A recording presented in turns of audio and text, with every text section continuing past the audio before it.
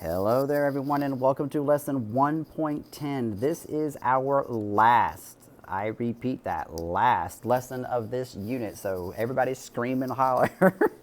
So today we're going to talk about environmental sustainability, and by the end of today's lesson you should be able to answer do two things. Describe what environmental sustainability is, and you should be able to explain how economic growth and development can create environmental degradation. So again, as with the previous two sustainability actions, we were talking about environmental sustainability. We need to define first. And what does it mean? It means to aims to reduce factors that threaten environmental well-being. Just like, social sustainability was removing factors that are going to prevent social movement and social advancement.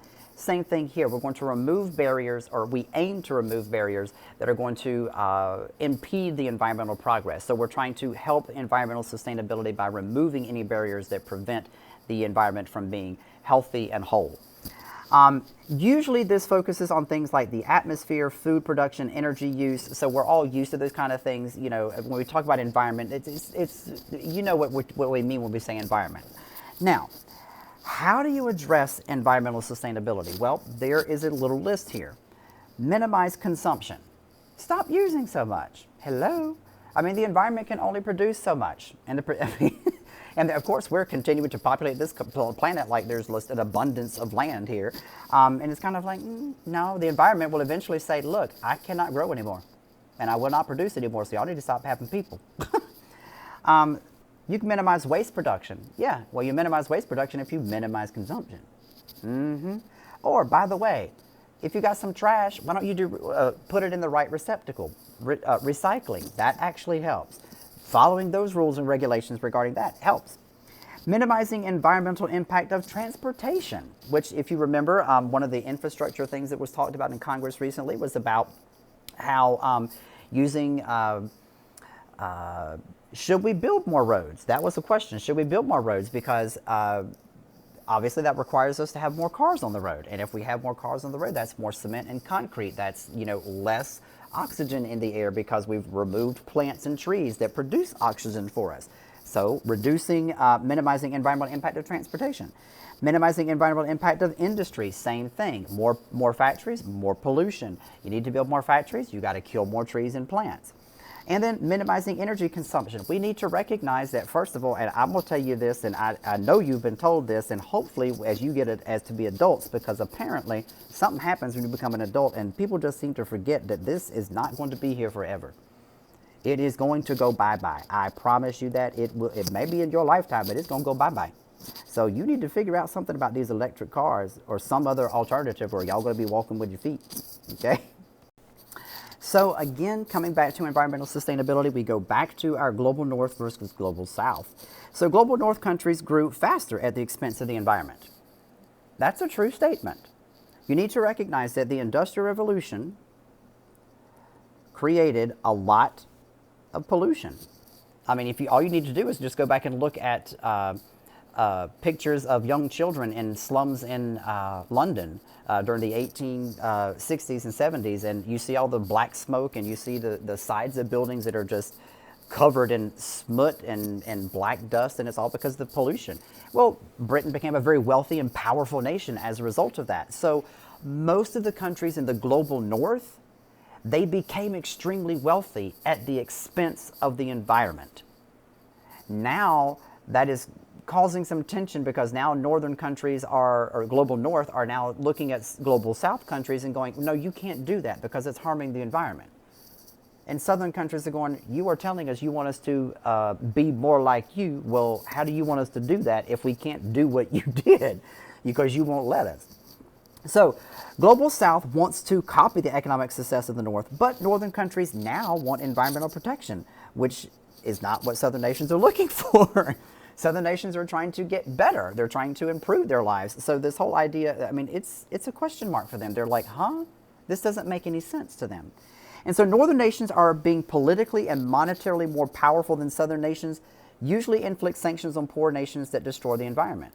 So you've got to understand that you look at I don't want to say hypocrisy of it, but for lack of better terms, it is.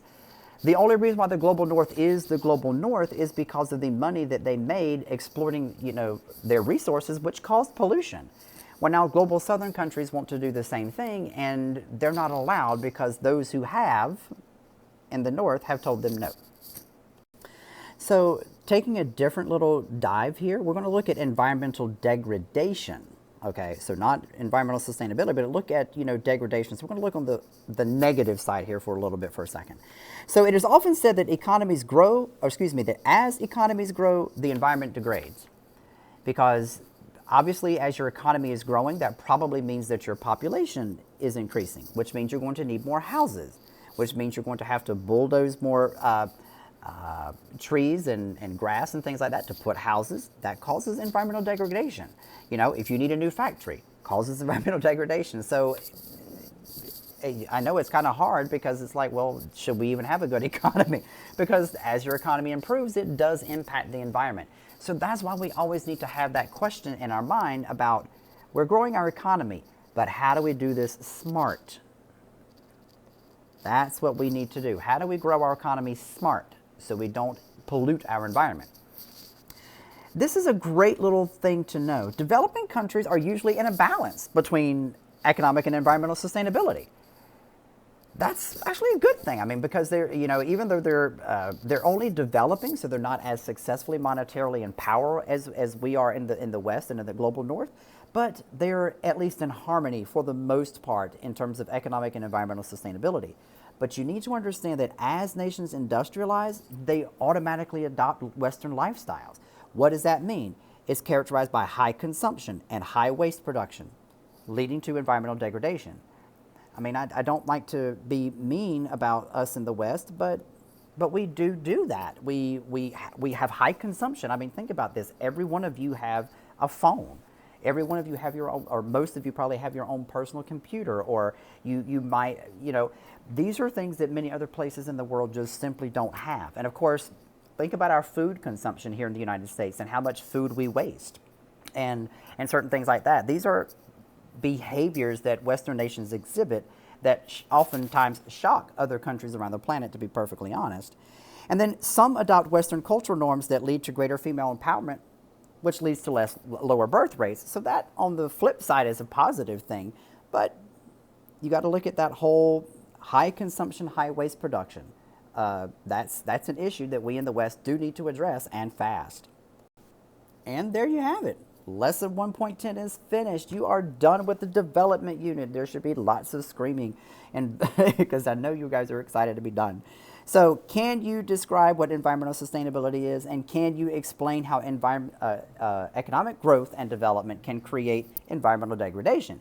If you can answer these questions, pat yourself on the back. You did an amazing job. At this point, complete activity for 1.10, and at this point, there's nothing else left for you to do. And so we're going to be preparing for our unit assessment. Thank you so much for your time, and have a wonderful day.